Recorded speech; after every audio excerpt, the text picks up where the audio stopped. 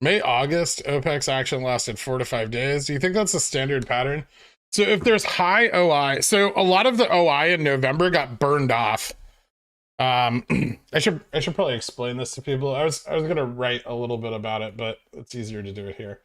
So a lot of our November's options exposure was burned off here on November 3rd on the run. So people that were holding contracts for the quarter, a lot of them sold here. So November didn't have a lot of options exposure to continue price action.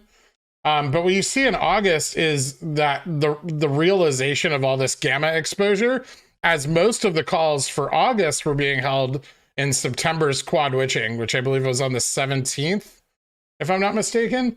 And so what we saw was that delta hedge continue, right?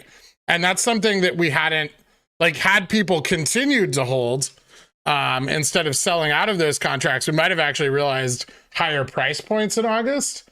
And we really haven't seen that same thing occur since these periods. And see, these upward trends that we see continue through into the like futures rollover periods. These are due to, you know, delta being held. So imagine how January would have looked had the delta been held.